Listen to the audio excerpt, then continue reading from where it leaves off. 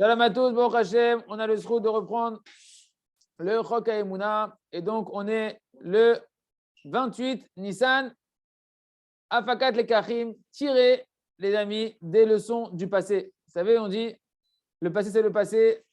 Il faut oublier le passé, mais il faut en tirer les leçons. On a oublié le passé, mais on n'oublie pas, on n'oublie jamais les leçons qu'on doit prendre du passé positif. Tu dois oublier le négatif, et tu dois garder les bonnes leçons positives. Un homme qui a divorcé, que Dieu nous en préserve, il doit accepter le fait que ce qu'il a traversé dans sa vie, eh ben, c'était sous la providence d'Akadosh Baruch Hu. Et il doit accepter ça avec amour, comme une réparation de ses fautes, comme une caparat abonot. C'est quelque chose qui vient expier ses fautes et des souffrances terribles. Et il doit l'accepter avec amour, que s'il a traversé ça maintenant, si il accepte cet événement-là avec amour, eh ben, ça va réparer ses fautes. Et il doit faire, bien évidemment, un nouveau départ pour continuer sa vie. C'est pourquoi cette personne-là devra faire une prise de conscience correcte et elle devra se poser la question avec elle-même. Maintenant que j'ai déjà divorcé, que Dieu nous en préserve, qu'est-ce qu'Hachem veut de moi? Que je me brise, que je marche avec des pensées de haine envers mon ancien conjoint, de haine envers la vie, parce que Hachem veut que je reste dans le désespoir, que je me culpabilise, que je m'en veuille à moi-même, et que je dois maintenant supporter que je dois traîner ça durant toute ma vie. Ou bien que je peut-être qu'il veut que j'oublie tout et que je me tourne vers lui en prière pour qu'il m'aide à ouvrir une nouvelle page, à commencer un nouveau départ dans ma vie. Une fois que la personne, et le premier travail, bien évidemment, ça va être d'abord d'accepter cette réalité qu'il a traversée, que tout ce qui s'est passé jusqu'à présent, ben comme ça, Hachem, il voulait, et c'était pour son bien, pour réparer ses avérotes.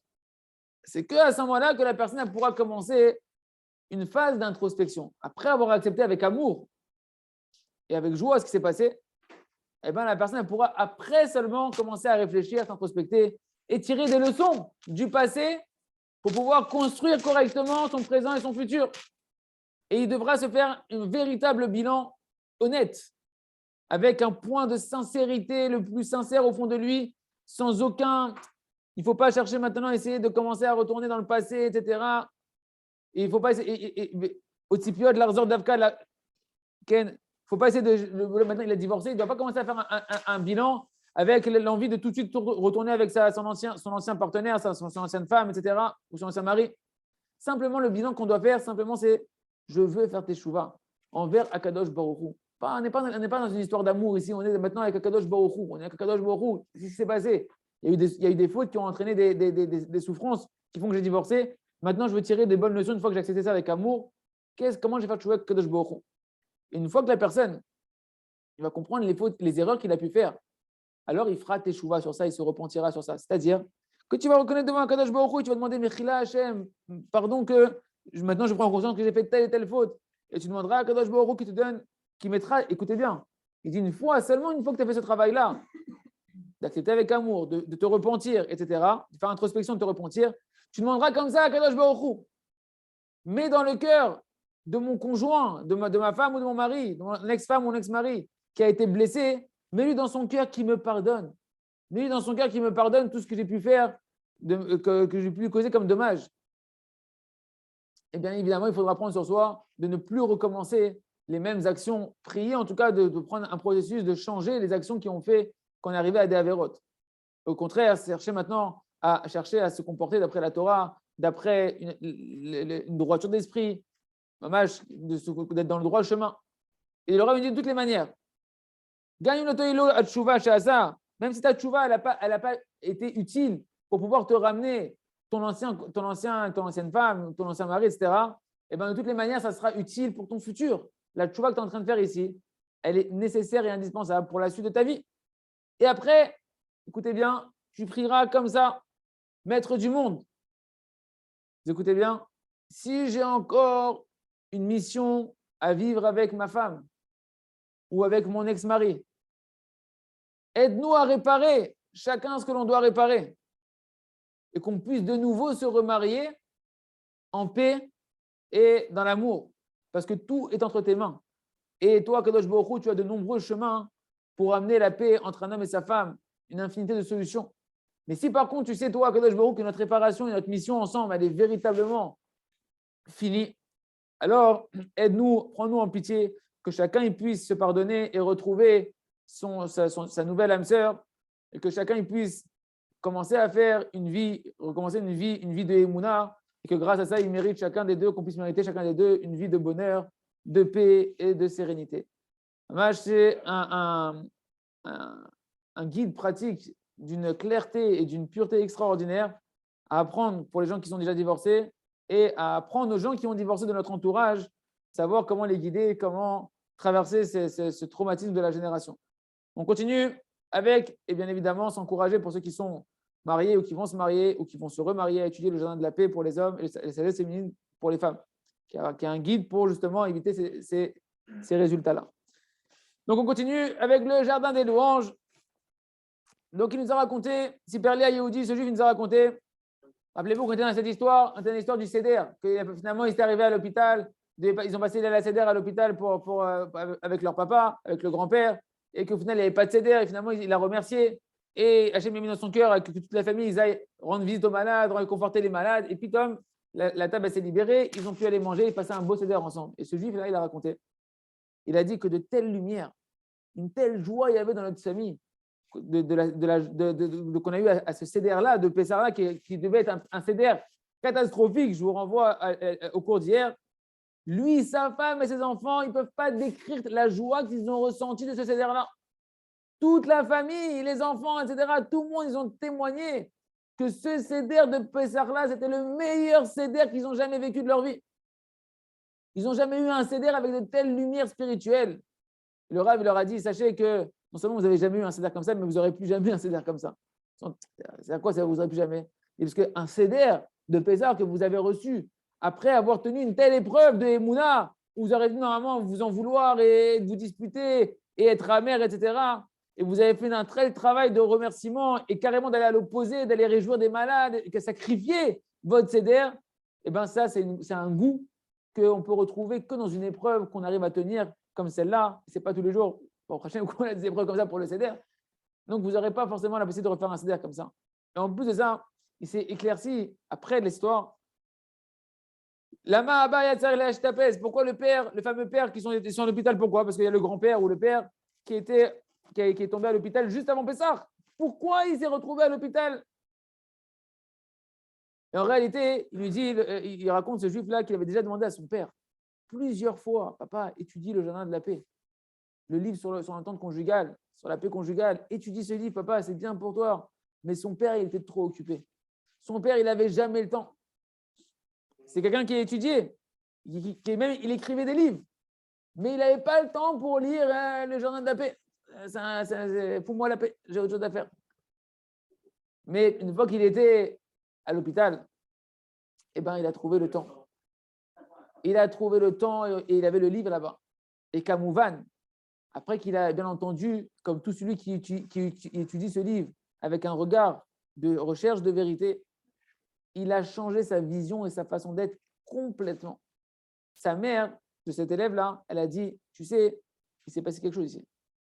Soit ce n'est pas le même père, soit à l'hôpital, ils ont changé, ils sont trompés, ils ont mis le bracelet, ce n'est pas la bonne personne. Ou bien, je ne connais pas ton père. Et après quelques jours, que le père il s'est mis à étudier assidûment le livre, etc., Baruch Hashem, de manière surnaturelle, il est sorti de l'hôpital. Comme il est rentré, il est ressorti. Et il a compris que tout ce qu'il est rentré à l'hôpital, c'était uniquement pour étudier enfin ce livre qui lui manquait dans sa vie, malgré tout ce qu'il a étudié déjà avant, qui est le jardin de la paix. Sachez qu'il y a des tzadikim nistarim, qui sont niftarim aujourd'hui, qu'on peut dire leur nom comme Rav Chacham Avraham Chai, que c'était un tzadik nistar Atsoum, si je ne me trompe pas, étudié avec le rabbi de Lubavitch et avec Gilui et Léo Hanavi. Et il avait, si je ne me trompe pas, ce livre-là, il voyait qu'il avait le livre du Rav Arush, le jardin de la paix, avec des marque-pages, quasiment à toutes les pages, etc., qu'il étudiait en profondeur ce livre-là. Ne croyez pas que les livres du Rav sont des livres simples, c'est des livres d'une profondeur extraordinaire. Et chaque homme de cette génération, il doit étudier le jardin de la paix. Et rassonne que ceux qui écoutent, ils prennent ça sur eux, qui se connectent au cours qu'on fait le midi, Beth Hashem, et qui achètent le livre, étudient le livre en profondeur. On continue avec le livre À travers champs et forêts pour apprendre, merci Hashem, à faire notre heure du mot des doutes. Tous les jours, merci Hashem. Hashem tzadik veyachar. Hashem, il est droit et il est juste. lorsque un homme il voit qu'il viennent sur lui des souffrances, que Dieu nous en préserve, et que maintenant la personne elle commence à faire dépendre ses souffrances du hasard, de la nature, ou bien qu'il commence à culpabiliser les autres, lui-même ou les autres, le Rav sache que c'est une grande erreur qui va engendrer en fait, que de l'amertume derrière. Et ça va réveiller encore plus de colère dans le ciel que tu ne te réveilles pas. Que tu ne te réveilles pas des souffrances qu'on t'envoie. À quoi ça ressemble? À quoi ça ressemble cette situation? Ça ressemble maintenant à un enfant qui reçoit une punition de son père. Et au lieu de se soumettre devant la punition de son père pour comprendre qu'est-ce qu'il doit s'arranger, pourquoi son père il le punit, c'est pas normal que ton père il te punit, il t'aime, il veut te donner tout ton père.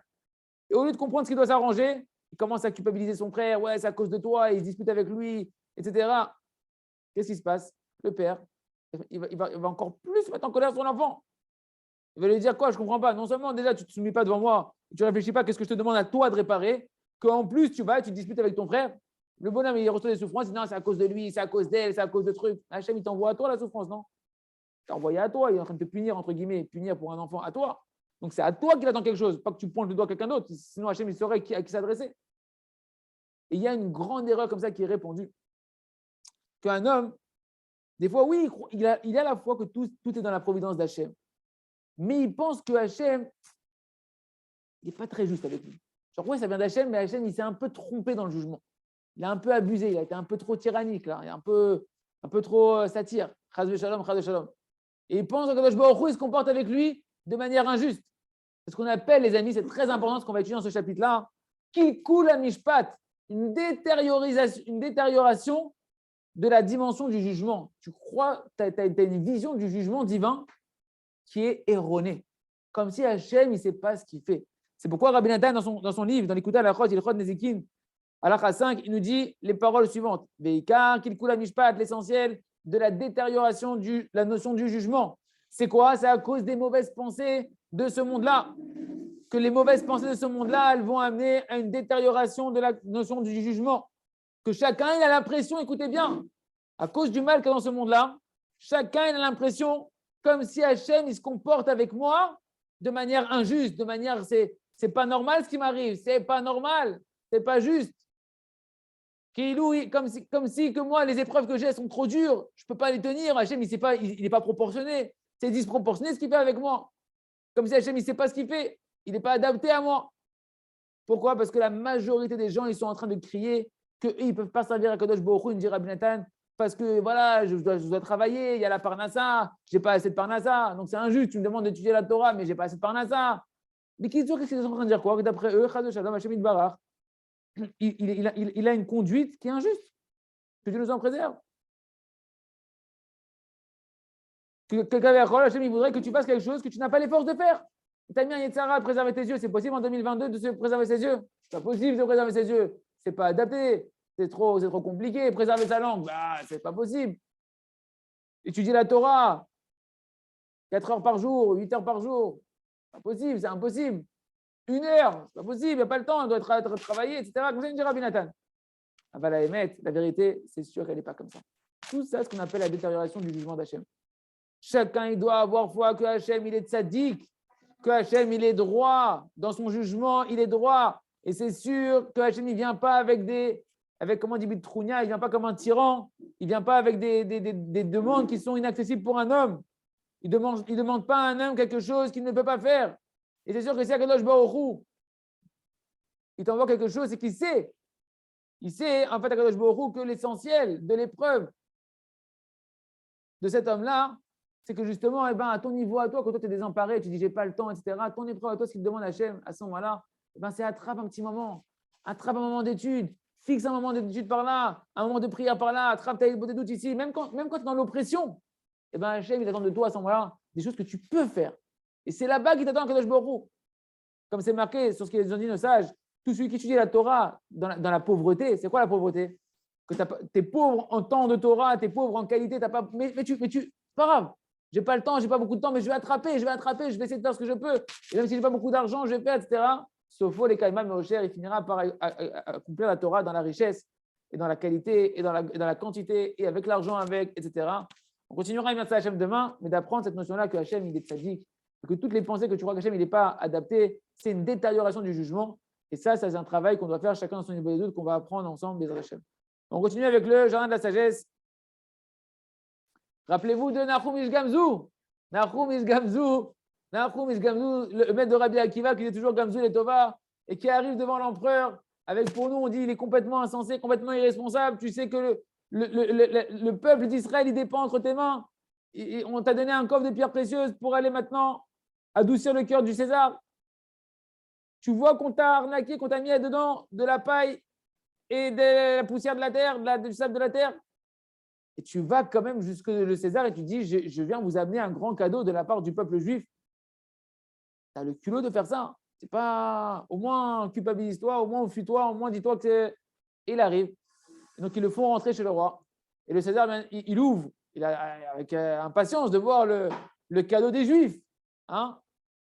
Et devant, il y a tout le monde qui est là autour du César, devant tous les princes, les ministres, etc. Et là, ils voient que dans le coffre, il n'y a pas de pierres précieuses, il n'y a pas d'argent, il y a quoi? Il y a du sable et de la paille. Bien évidemment, le César il se met dans une colère folle et sa cruauté, elle s'exacerbe de la honte qu'il est en train de subir, que les Juifs, en fait, il est venu, Nahum Gamzou, faire la honte au César au nom des Juifs devant tout le monde. Regardez comment le Ham Israël il se moque de vous. Il vous offre quoi de la poussière et comme ça c'est dans la tête du César. On veut se moquer de lui. Et tout de suite, il s'est dit, je veux tuer tous les ennemis d'Israël, pour ne pas dire le contraire.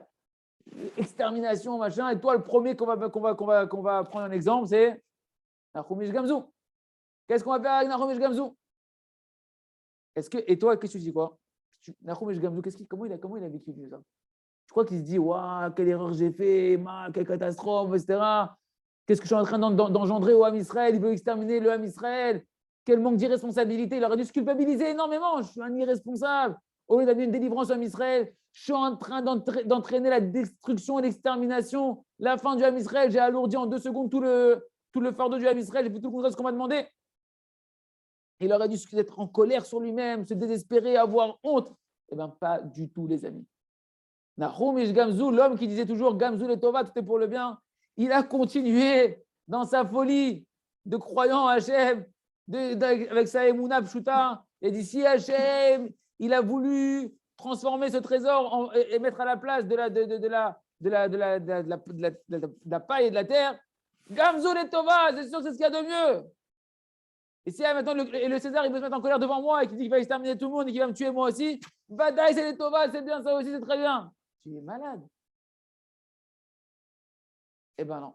Vous verrez dans la suite de Hachem que véritablement, quand il dit Gamzou les Tova, il sait ce qu'il dit de Hachem, ça sera la suite. Mais nous, on retient déjà au moins pour nous, les amis, retenez que la Emouna, elle impose d'arrêter de se culpabiliser, d'arrêter de croire qu'on fait des choses mal, etc. Quelqu'un qui est bien intentionné, qui veut faire le bien, qui sache que tout ce qui se passe à travers lui, même ce qu'il pense être des échecs ou des erreurs, etc., il se cache derrière une kavana qui est bonne à Kadosh Baruch Hu. Il faut simplement continuer le chemin et continuer à aller de l'avant et on verra au final le bien qui est caché derrière. On continue.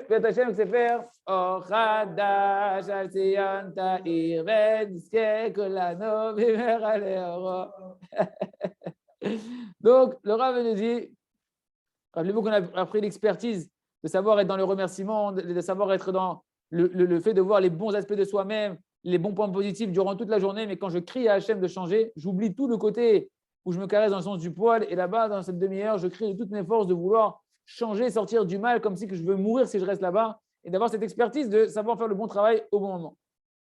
Ce qu'on appelle la perfection du service divin, de la tchouva. Et donc, le Rav me dit, plus un homme il va être lié avec le bien, avec la émouna, avec la foi, avec la joie durant sa journée, plus ça va lui donner de la force de pouvoir voir et de prendre conscience combien Hachem il m'aime. C'est ça toute la Torah de Hazamra, de voir les points positifs, etc. Et de la Emouna, c'est de voir combien Hachem il m'aime, combien Kadosh Baruch Hu, il m'a fait un chesed extraordinaire. Et plus la personne elle prend conscience du bien d'Hachem, et plus son cri qu'il va faire de vouloir être comme Hachem, il veut qu'il soit, il va être fort. Parce que plus tu sais qu'Hachem il t'aime, qu'Hachem il fait que du bien, plus tu veux être comme Hachem il veut qu'il soit. Tu ne veux pas faire le contraire de ce qu'Hachem il veut. Tu ne veux pas faire ce qu'Hachem il haït, tu veux être comme ce qu'Hachem il aime. Et donc, tu vas pouvoir créer de toutes tes forces, plus tu vas avoir une image positive de toi et de ta vie, plus ça va éveiller le cœur qui va être puissant. Et plus une personne, elle va créer encore plus vers Kadosh Baruch Hu, et plus comme ça, une personne va pouvoir se renforcer, que Béhémet, il est en train de faire sa mission sur terre de la meilleure manière possible. Quand tu viens crier à Hachem, quand tu sors là-bas avec un bon esprit, pas que tu viens là-bas pour te culpabiliser et que tu cries bien, tu sors là-bas, tu dis Baruch Hachem, j'ai fait la meilleure chose que je pouvais faire sur terre par rapport à ce qu'Hachem attend de moi. Et que je sais que maintenant, j'ai fait le maximum. Et après, la personne, elle n'a plus à se culpabiliser. Ce n'est pas pour rien que Rabbi Nachman de Breslev il a donné comme exemple de la tefila spirituelle, de se sentir qu'on est suspendu comme si on va tomber d'une muraille, de la muraille de Chine, imaginez-vous là-bas, que la personne n'a pas de filet de sécurité en bas et qu'elle sent qu'elle va tomber à un instant, et qu'elle doit crier comme si elle veut qu'on le sauve là-bas, qu'il sent qu'il va lâcher prise.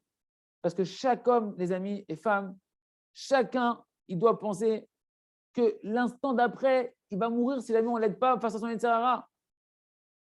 Est-ce que c'est possible de vivre avec il m'a engagé chez Amshir Darto? Est-ce que tu peux vivre avec le sentiment que tu vas encore fauter? Tu peux dire, c'est bon, ça va, tranquille, je vais continuer de manger le cochon. Bon, c'est-à-dire, quand j'arrêterai, j'arrêterai. Tu peux pas, c'est pas possible de se complaire avec ça.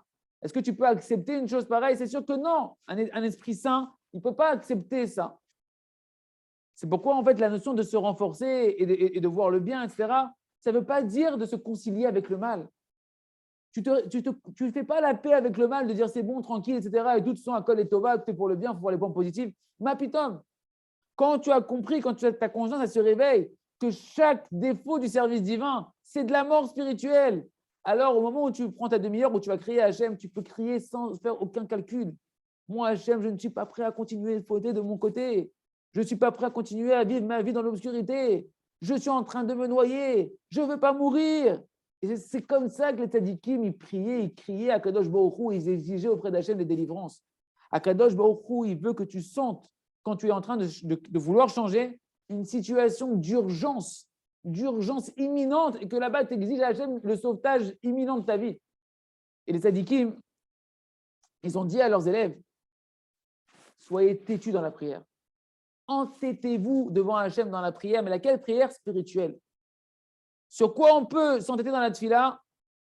Qu'est-ce que moi je peux m'entêter dans la tefila? Est-ce que moi je peux obliger et soumettre Hachem Yitbarach par ma prière? La réponse est que oui.